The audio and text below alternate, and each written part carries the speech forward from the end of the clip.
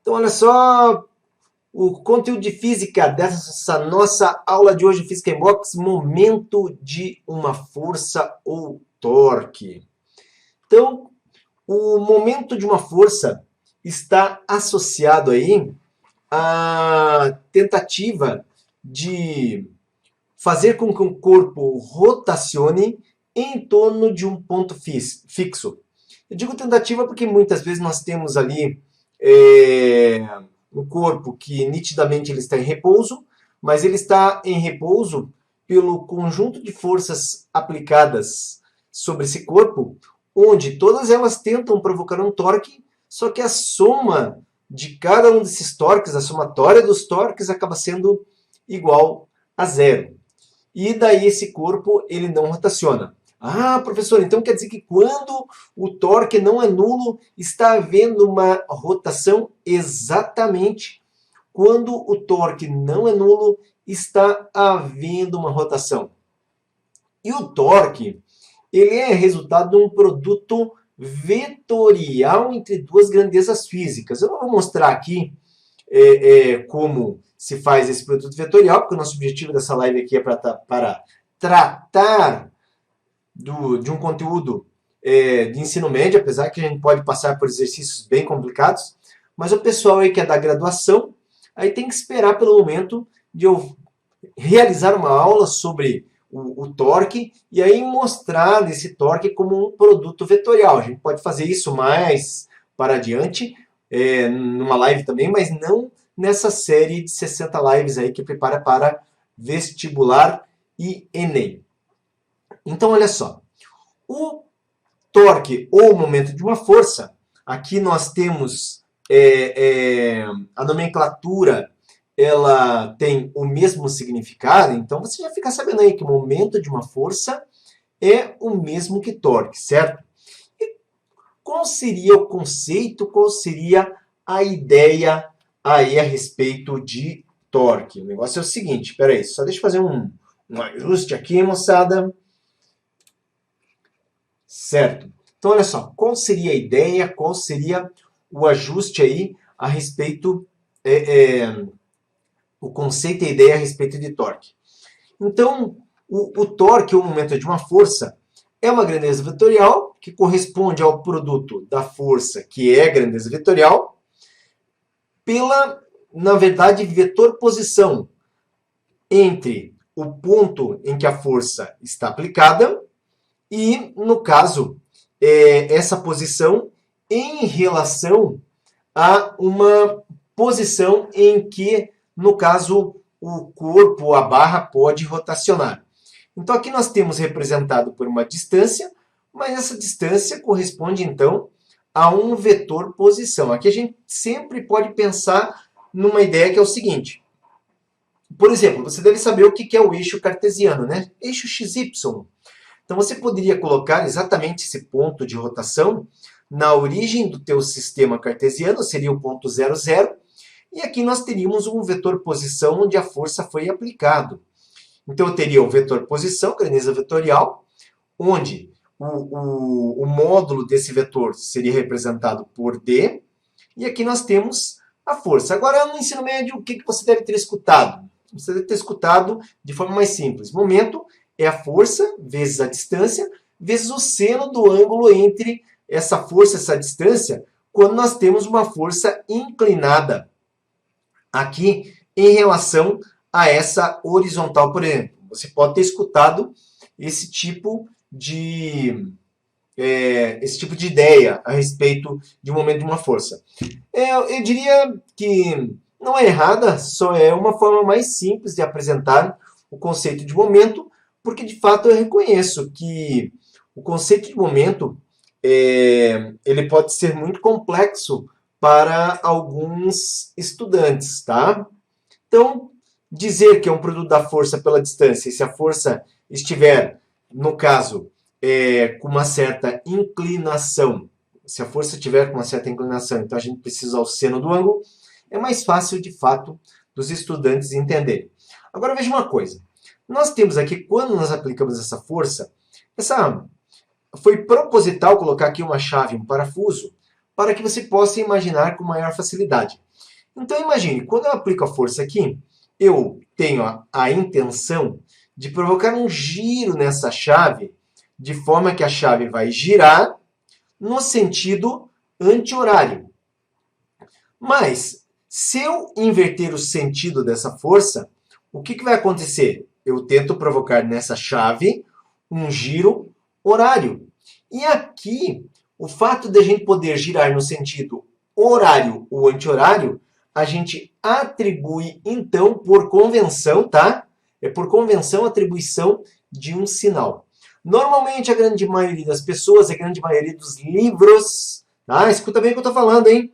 A grande maioria das pessoas, a maioria dos livros, trazem no sentido anti-horário o sinal positivo quando você for calcular o momento de uma força que tenta provocar uma rotação no sentido anti-horário.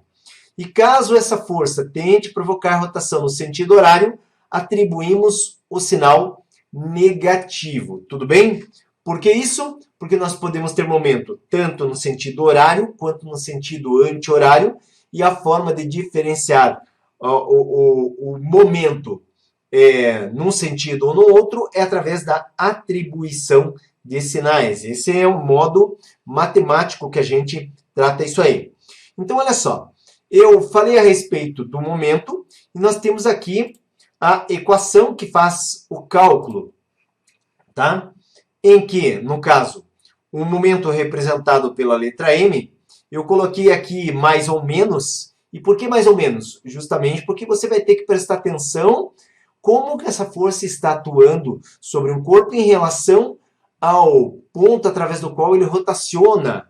Porque ali você vai observar, então, essa força está tentando provocar um giro no sentido anti-horário. E, nesse caso, você vai usar sinal positivo. Mas, se fosse invertido, essa força estivesse empurrando a chave de baixo para cima, essa força tenta fazer um giro no sentido horário. E, nesse caso, o sinal que eu uso é negativo. Então, o momento é a força aplicada vezes a distância do ponto de aplicação dessa força até o ponto através do qual ocorre ou pode ocorrer a rotação, vezes o seno do ângulo. Agora, um detalhe, meus queridos. A questão do seno do ângulo, esse ângulo é entre o vetor posição e a força. Então, o negócio é o seguinte. Quando a força, como está aqui no meu desenho, é perpendicular a esse vetor posição, que para nós a gente chama de distância, então nós temos 90 graus. E o seno de 90 vale 1. Então o momento poderia ser aqui utilizado apenas como força vezes distância.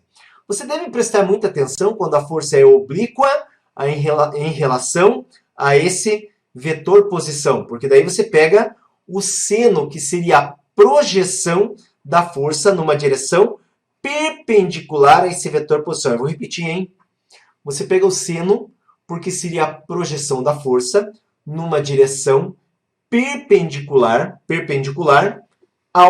à linha, por exemplo, que contém esse vetor posição. E é isso que é feito, então. Por isso, força vezes distância vezes seno, mas sempre que forem perpendiculares, é seno de 90, que vale 1, então fica apenas F vezes D.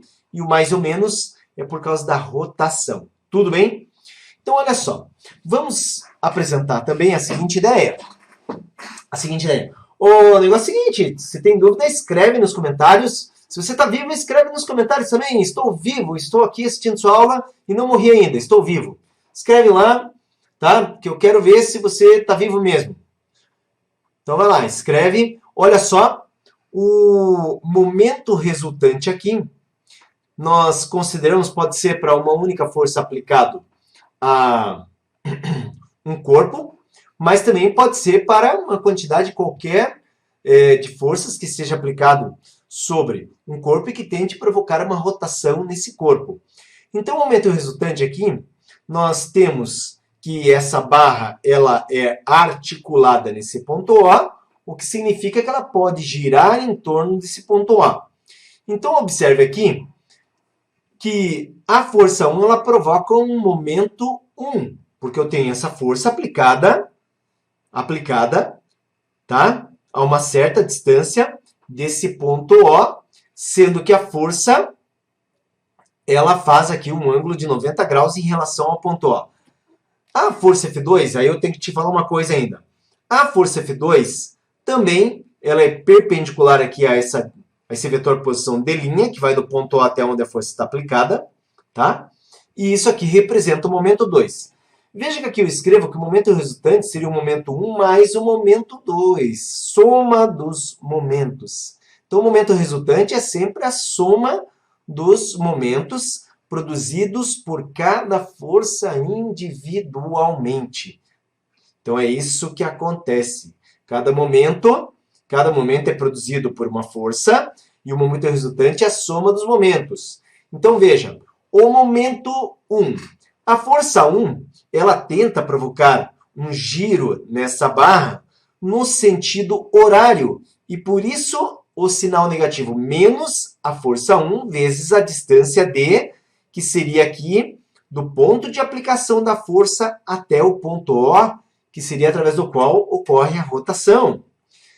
Observe aqui que a força 2, então ela produz o momento 2, só que ela tenta provocar um giro no sentido anti-horário. E por isso positivo F2 vezes a distância da aplicação da força em relação ao ponto através do qual pode ocorrer a rotação. Então fica D' vezes F2. Bom, aqui eu coloquei essa seta, tá? Porque se nós considerarmos, aqui no caso, eu fiz umas trocas de valores, tá? Só para saber, estava 100 newtons aqui, 100 newtons aqui, eu coloquei F1 e F2 para ficar geral, para generalizar. Nas condições que estavam anteriormente, como a distância D é maior que D' e as forças eram iguais, acontece que o momento produzido pela força F1, ele obrigatoriamente, nesse caso, seria maior que o momento produzido pela força F2. Então, se os valores de F1 e F2, se os valores, ó, isso que eu estou falando, se os valores de F1 e F2 são iguais, como a distância aqui de F1 até o ponto de articulação é maior, nós temos o quê? O momento provocado por F1 maior que o momento provocado por F2. E o que acontece? A barra gira no sentido que o F1 quer. Ou seja, aqui F1 tenta fazer um giro nessa barra no sentido horário, e é o que acontece. Então, porque o momento resultante, a hora que a gente substituir os valores e calcular, daria um momento resultante negativo. Esse negativo significa, então, uma rotação da barra no sentido anti-horário. Beleza? Ó, tem dúvidas? Coloca nos comentários que a gente responde. Agora, veja só que aqui eu falo de como calculo o momento resultante, mas eu quero apresentar para você também o seguinte. O que significa o equilíbrio do corpo extenso? O que é o equilíbrio do corpo extenso?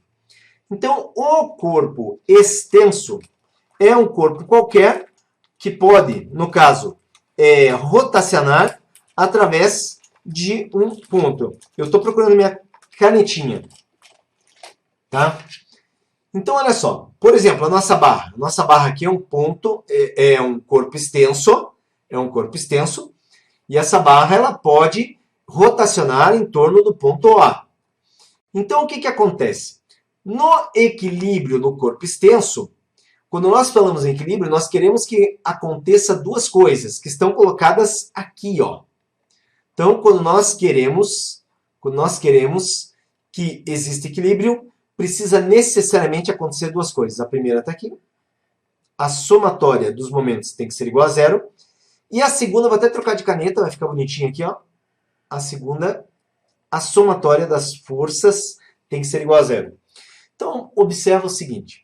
Se aqui nós temos essa barra que é articulada em O, temos as forças, imagine que só tem essas duas forças, F1 e F2, aplicadas sobre a barra. Para que a barra não se mova, uma das condições é que F1 seja, no caso, igual a F2. É claro que nós não teríamos somente essas duas forças, tá? Necessariamente aqui, obrigatoriamente, teríamos mais forças a considerar. Por exemplo, professor, mas que força é essa? Até porque fica óbvio que se F1 for igual a F2, isso aqui não vai dar zeragem jamais, porque os momentos não seriam iguais. Concorda comigo? Consegue enxergar isso aí ou não? Se F1 for igual a F2, como essa distância aqui é maior que essa, o que vai acontecer? Tá? O que vai acontecer se essa distância for maior que essa? Esse momento é maior. Então é evidente que existe uma terceira força aqui, mas a somatória de todas as forças aplicadas, tá? Então a somatória vetorial de todas as forças aplicadas tem que ser igual a zero. E a somatória dos momentos também tem que ser igual a zero. Quando nós aplicamos essas duas condições, nós temos então o chamado equilíbrio do corpo extenso. E pelo amor de Deus, não se esqueça do que eu falei necessariamente aqui, tá? Se nós estamos falando que esse corpo está em equilíbrio, não existe somente F1 e F2. Nós temos aqui mais forças. Uma força de... isso aqui, ó, por exemplo, está preso na parede. Então tem aqui uma força, por exemplo, de contato entre a barra e um parafuso, que não está representado, tá? Mas eu queria colocar realmente aqui quais são as condições de equilíbrio. Professor, você vai mostrar isso em exercício? Claro que eu vou. Vou mostrar isso em exercício. Mas então as condições de equilíbrio do corpo extenso, para que ele fique em equilíbrio, para que ele não se mova. Estamos falando aqui de equilíbrio estático. A somatória dos momentos tem que ser igual a zero. A somatória das forças precisa ser igual a zero, beleza? E agora, a partir daqui, a gente pode falar de exercícios Garfield e Odie, ou Odie, não sei o nome do cachorro, não. Encontram-se sobre uma gangorra, como ilustra a figura abaixo. Nessa situação, para que a gangorra permaneça em equilíbrio e no plano horizontal, o valor de D2 deve ser. Gente, então o negócio é o seguinte. Nessa questão, tá? Nessa questão, nós temos aqui as forças, certo? Nós temos então aqui, essas forças seriam respectivamente os pesos do Garfield e do Odie. E nós temos aqui a distância até o ponto através do qual a gangorra articula. Então, 25 centímetros para o Garfield. E qual seria a distância aqui para o Odie? Veja, naturalmente, tem muitos estudantes que já saem aí montando ou equacionando através dessa figura aqui. Mas se a gente fosse olhar a rigor, a gente teria, nesse caso aqui, que fazer uma espécie de decomposição de força, o que seria um tanto quanto complicado, porque nós não temos o ângulo, apesar que lá na frente ele simplifica, se você quer saber. Mas então eu coloco um desenho aqui, que é o mais comum de aparecer. Tá aqui, ó. O que eu fiz? Refiz o desenho, coloquei aqui, ó, F1, que é o Garfield, distância de 25 centímetros, a distância D2, até porque aqui esse desenho não representa fielmente o que aconteceria, afinal de contas a força-peso aqui do cachorro é menor do que o gato, tá? E aqui está a força 2 aplicada. Bom, aqui a questão é a seguinte, se a força 1 é maior que a força 2, e isso você vê aqui na figura, o que acontece? Como o momento é um produto de força vezes distância, a força e a distância são inversamente proporcionais. Para ter o mesmo momento, a distância 2 tem que ser maior, tá? Então, qual é a solução desse exercício? A solução desse exercício, como ele fala em permanecer em equilíbrio, a condição de equilíbrio que a gente usa aqui é que o momento resultante precisa ser igual a zero. Tudo bem? Nesse caso aqui, eu poderia, já que isso aqui, ó, força F1, eu poderia dizer que o momento 1 somado, né? O momento 1, vamos dar uma olhadinha aqui, o que o Garfield tenta provocar? Uma rotação no sentido horário e anti-horário. Observa que para ele a rotação no sentido anti-horário. Ó, anti-horário. E o cachorrinho tenta provocar a rotação no sentido horário.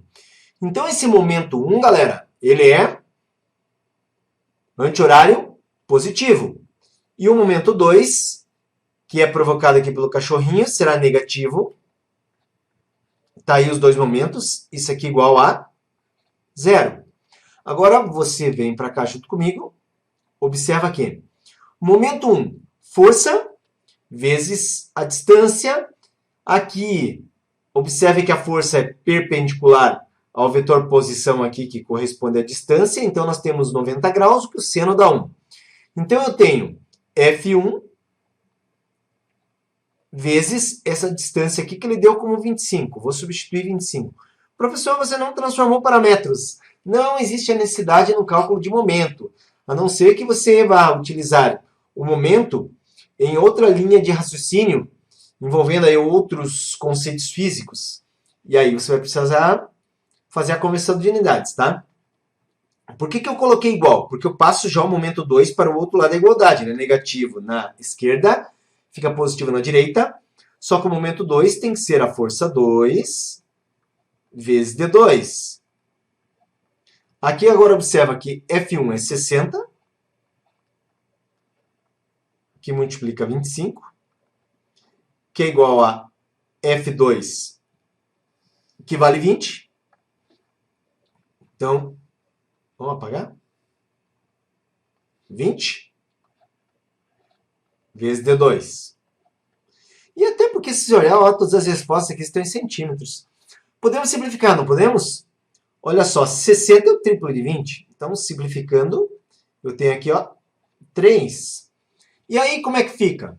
Fica que eu multiplico 3 por 25 e descubro que a distância D2 ela é igual a 75 centímetros. E com isso, a minha primeira questão está solucionada. E a alternativa correta é a letra D. Beleza? Tranquilo? Essa primeira aí era fichinha, né? Tranquilo, tranquilo, tranquilo, tranquilo, tranquilo, tranquilo, tranquilo. Tranquilo. Quando cai assim na prova, a galera gosta, né? Isso aí. Então vamos lá. Questão da Unicamp. A figura abaixo ilustra uma alavanca que gira em torno do ponto O. Então tá ali o ponto O, essa alavanca aqui gira em torno desse ponto O. Dois triângulos do mesmo material e de mesma espessura estão presos por fios de massa desprezível nos extremos da alavanca. Então tá aqui os triângulos presos, um é equilátero, como está aqui, um triângulo equilátero, o outro é retângulo e isósceles, tá? Retângulo, tá vendo o ângulo reto aqui? E além disso, isósceles, dois lados iguais. E sua hipotenusa tem o mesmo comprimento que os lados do triângulo equilátero. Por quê? Porque o triângulo equilátero tem todos os três lados iguais. Note que, neste caso, o peso dos objetos é proporcional à sua área. Opa, como a galera da Unicamp, eles são bonzinhos. Eles já deram aqui a dica que a área é proporcional ao peso. Quanto maior a área, maior o peso. Conclui-se que na condição de equilíbrio da alavanca, a razão das distâncias I sobre E é igual a I, distância do isósceles até o ponto articulado. E distância do equilátero até o ponto articulado, sendo que o ponto articulado está exatamente num lugar que vamos ter que descobrir, galera. Então, atenção. Nessa questão aqui, a força aplicada é exatamente o quê? Nos extremos da barra. E a força aplicada depende de saber meu peso, porque a área dos triângulos corresponde ao peso. Dá para calcular a área dos triângulos? Claro que dá. Então, olha só, eu fiz um negócio bonitinho aqui, porque eu tenho toque. E aí, se as minhas linhas ficam muito tortas, eu não gosto, tá? Então, olha só. Aqui, presta atenção, eu peguei o triângulo equilátero, que tem todos os lados iguais. Eu tenho aqui, para calcular a área, não sei se você lembra, hein? Área de um triângulo é base vezes altura sobre 2. Então, para calcular a área, eu preciso dessa altura H, porque a altura aqui é diferente dessa. Então, nós temos que calcular essas alturas para poder determinar a área. É isso que eu vou fazer nessa tela aqui. Então, atenção, olha só.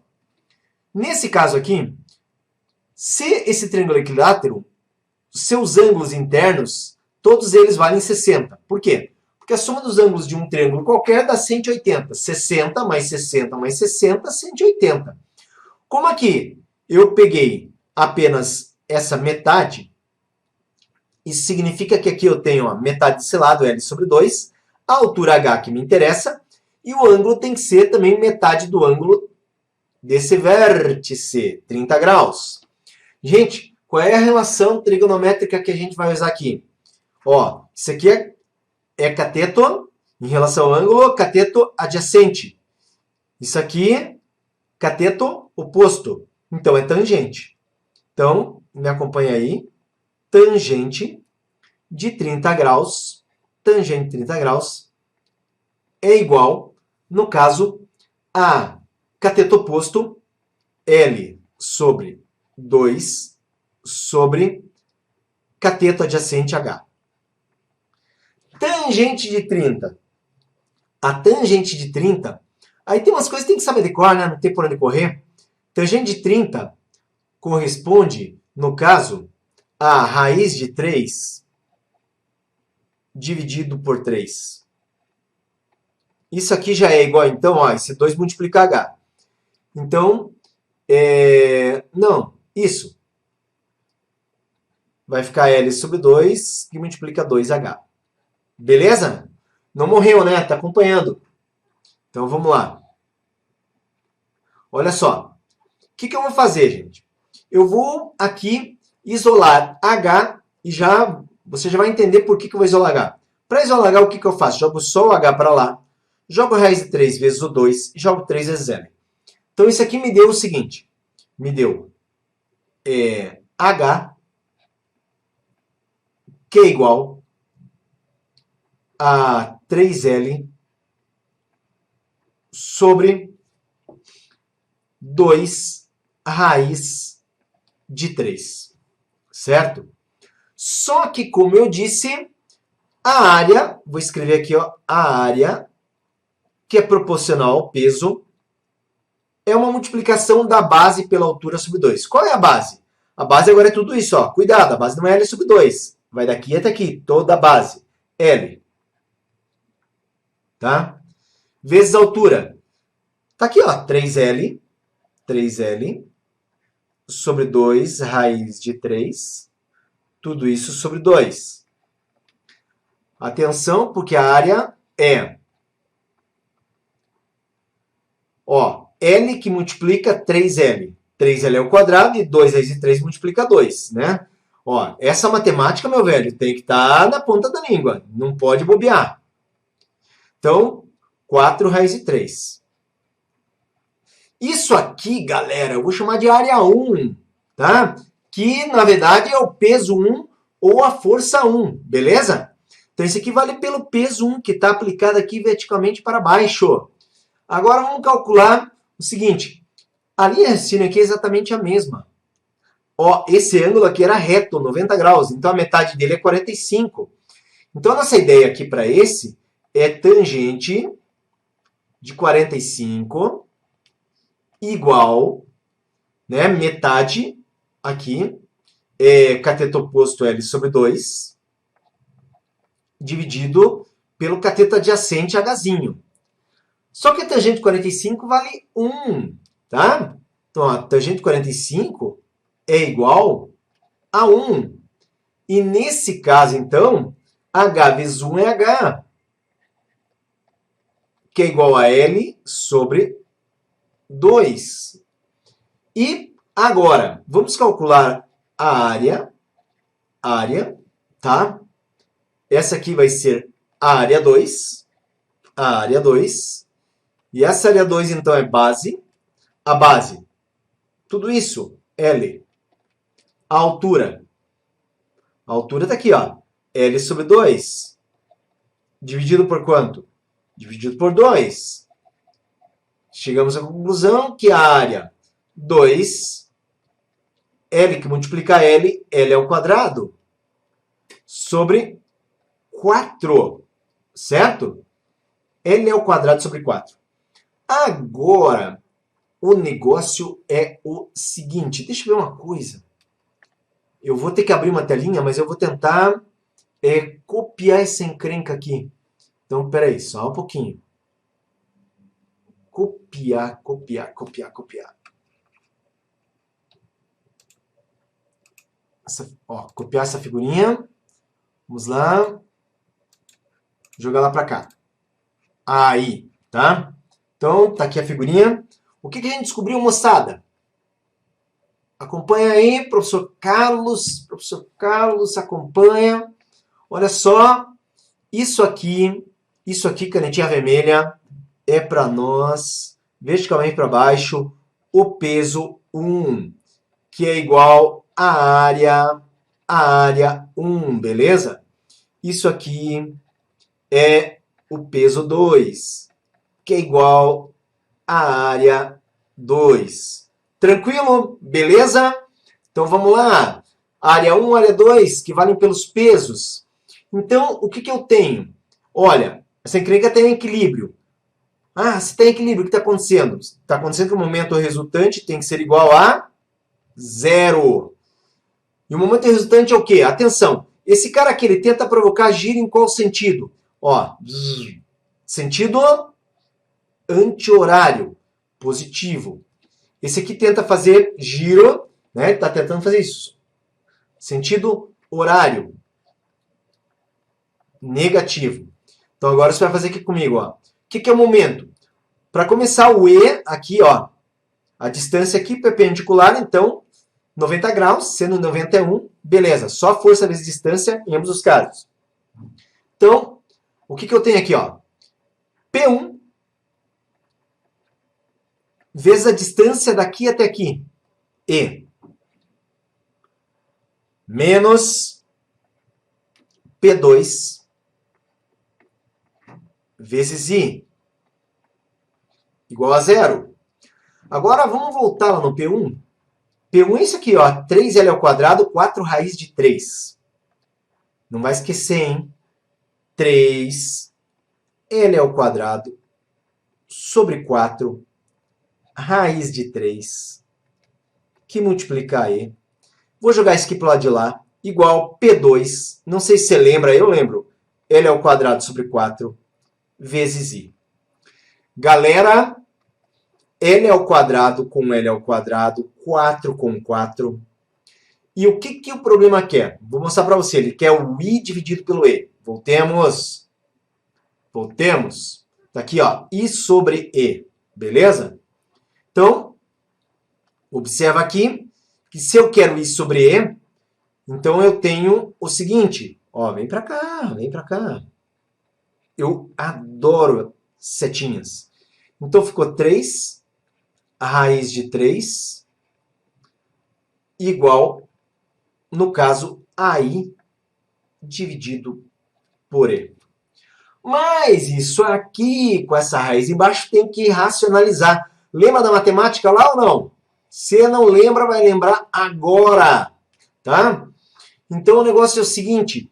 I sobre E é igual a 3 raiz de 3 vezes, racionalizando a raiz de 3 em cima, a raiz de 3 embaixo.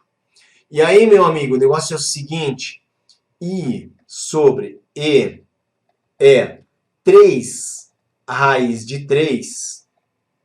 E raiz de 3 vezes raiz de 3 é raiz de 9, que dá 3. Simplifica 3 com 3. E ó que bacana, significa que I sobre E é igual a raiz de 3. Tá aí, mais um exercício mortinho. Então, olha só. A figura mostra um sistema em equilíbrio estático formado por uma haste cuja massa é de 6 kg, sendo feita de material homogêneo, suspensa por uma articulação em O. A barra permanece em equilíbrio devido à ação da força-peso, da tensão aplicada pela corda presa à sua extremidade esquerda e do peso da massa de 20 kg. A posição da massa M pode variar de O até a extremidade direita da barra.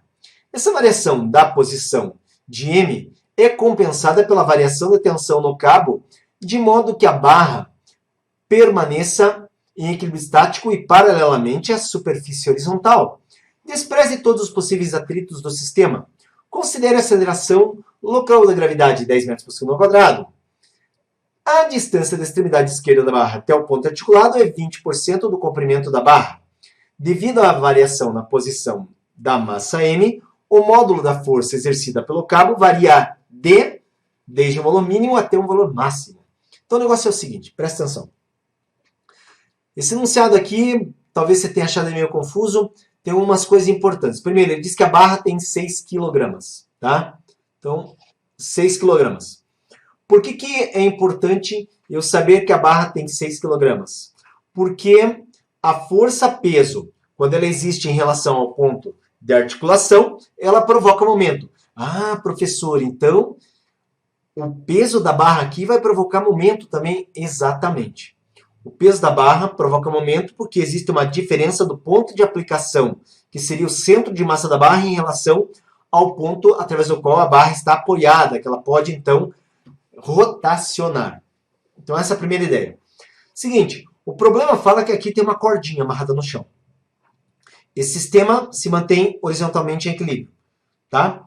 Só que a tensão na corda pode variar, porque esse bloquinho ele pode ser colocado desde o ponto O até aquela extremidade. Eu preciso saber qual é a mínima e qual é a máxima tensão que esse fio vai suportar. Observe que aqui, tá? Aqui nós temos o seguinte. A mínima tensão é quando, justamente, esse bloco está o mais próximo possível do ponto, através do ponto de apoio. Quanto mais perto do ponto de apoio, menos torque esse corpo provoca, tá? Sobre a barra. E, nesse caso, provocando menos torque, o fio tem que suportar exercer uma força de resistência menor. Porém, quando esse bloco é levado lá para a extremidade, ele provoca, em relação a esse ponto, um torque maior, o que obriga o fio, então, a sustentar, nesse caso, uma força maior. Uma informação aqui dos 20%, isso aqui já está na própria figura, tá? Porque aqui não aparece direito, mas isso significa... Ele fala que do ponto O até a extremidade esquerda, essa distância é 20% do tamanho da barra. Mas aqui ele diz que nós temos 0,2 do comprimento L, e daqui até aqui 0,8 do comprimento L. O que significa isso? Significa isso é que 0,2 de L é 20% do comprimento da barra, e 0,8 de L é 80% do comprimento da barra. Então essa informação ela já foi passada. Seguinte, o que nós vamos fazer? Vamos encontrar qual é o mínimo e qual é o máximo. Como? Vamos colocar o nosso bloquinho aqui, próximo ao ponto O, no primeiro caso, e no segundo vamos jogar lá na extremidade oposta. É isso que nós vamos fazer. Então, veja bem, aqui, ó, eu já coloquei aqui o que temos de força atuando. Então, ó, nós temos a tração no fio porque ele fica esticado, é uma força.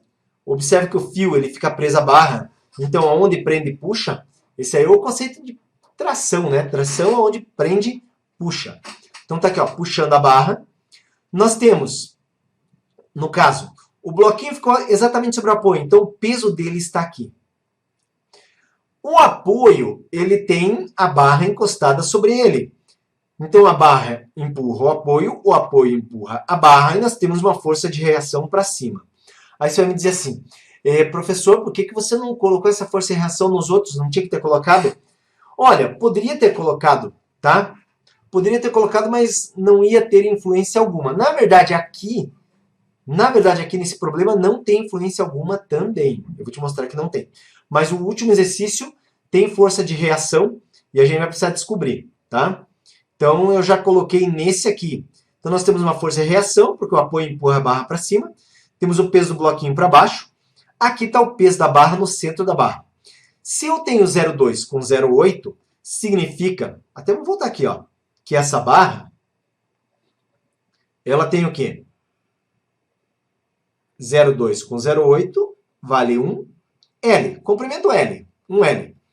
Então, agora vem aqui comigo, tá? Metade de L, 0,5.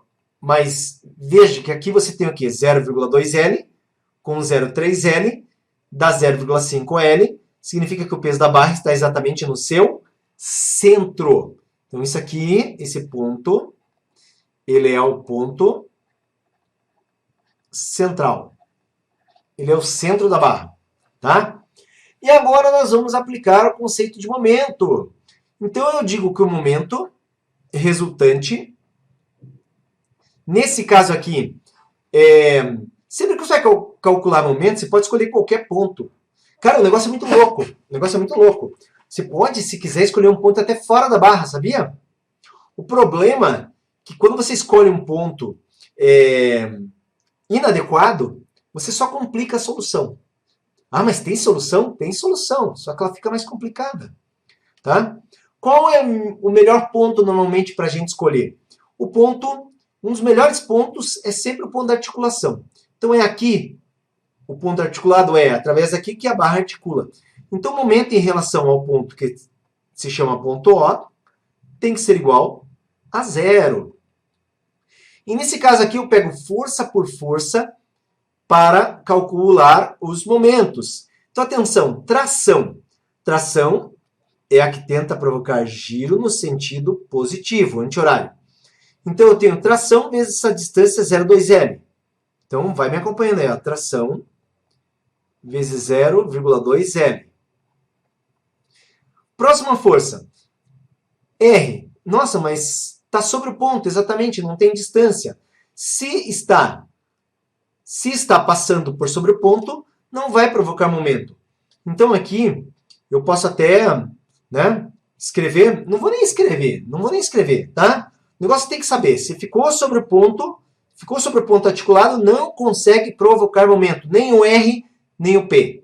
Ah, mas então o bloquinho não vai servir para nada nesse aqui. Nesse não vai. Nesse não provoca momento. Qual que é a próxima força? PB. PB tenta fazer o quê? Tenta girar essa encrenca no sentido anti-horário, negativo. Então, menos PB vezes qual a distância? 0,3 de L. Isso é igual a quanto? Igual a 0. Então, vamos lá. Vou jogar esse termo para o lado de lá. Tração, incógnita que a gente quer descobrir. 0,2 L. Não sei o comando da barra. A barra se chama L. Igual. Peso de B. Opa, vem cá, amigão. 6 quilos. Se a massa é 6 quilos, massa 6 quilos, quanto vale o peso? Massa vezes a aceleração da gravidade. 6 quilos, o peso vale 60. Vezes 0,3 L. Observe que eu joguei para o lado direito, vem positivo. Simplifico L com L. Agora você vai vir aqui comigo, para cá. A continuidade aqui fica o quê? T igual 60 multiplicado por 0,3, 18, sobre 0,2. A tensão na corda, 18 por 0,2 dá 90 newtons. Matei, hein? Tensão de 90 newtons. Como o bloco foi colocado exatamente ali sobre o ponto O, essa aqui é a tensão mínima que deve ser suportada pela corda. Agora nós vamos pegar a tensão máxima, está aqui no cantinho. Ó. Nesse caso aqui, como é que fica? Então eu tenho tração, ó, mesma coisa. Tenta provocar giro no horário. Tenho tração, momento resultante em relação ao ponto O igual a 0. Então, força vezes distância. Aqui tudo 90 graus, seno de 90 é 1. Então, T vezes a distância 0,2L. R. Não provoca momento, exatamente. Está aqui sobre o ponto O. Isso aqui, anti-horário, negativo. Bem como esse cara aqui também é anti-horário, negativo. Então, menos. Qual é? Peso de B. Professor, isso aqui ficou igualzinho do anterior? Sim, a única coisa que foi mudada foi o bloco. Então, tem que dar igualzinho. Então, PB vezes 0,3L. Menos peso do bloco e a distância, cuidado que é daqui até lá, 0,8L. Tudo isso igual a 0. Então, atenção, ó, T 0,2 L menos peso da barra, a gente já viu que é 60, 0,3 L. Esse peso aqui, deixa eu mostrar para você, se não me engano é 20 kg. Isso. Então, 20 kg, o peso vai ser quanto? 200, né? 20 kg, um peso, vem para cá, um peso de 200, que multiplica 0,8 L, tudo isso igual a 0. Moçada, tá vendo que L aparece em todos os termos? Pode simplificar. Então, cai fora. Tá? E vai ficar o quê? 0,2T menos. Já multiplicamos, né? 60 vezes 0,3, 18. Menos 200 vezes 0,8. Nesse caso aqui dá quanto? 160 igual a 0. Vem para cá. Ai, eu adoro essas setinhas. Então, 0,2T igual 18 com 160, 178. Quanto vale a tração? Tá? Nesse caso. Ah, bom, aqui essa tração já é uma telinha, né? Uma nova tração, quando a gente muda o bloquinho daqui para cá. 178 divididos por 2. E essa tração agora, com essa mudança, vale 890 newtons. E aí, beleza? 890 newtons. 890 newtons. Tá? Tem alternativa nesse negócio? Tem alternativa, mínimo de 90, tá aqui. Máximo de 890. Resposta correta, letra C.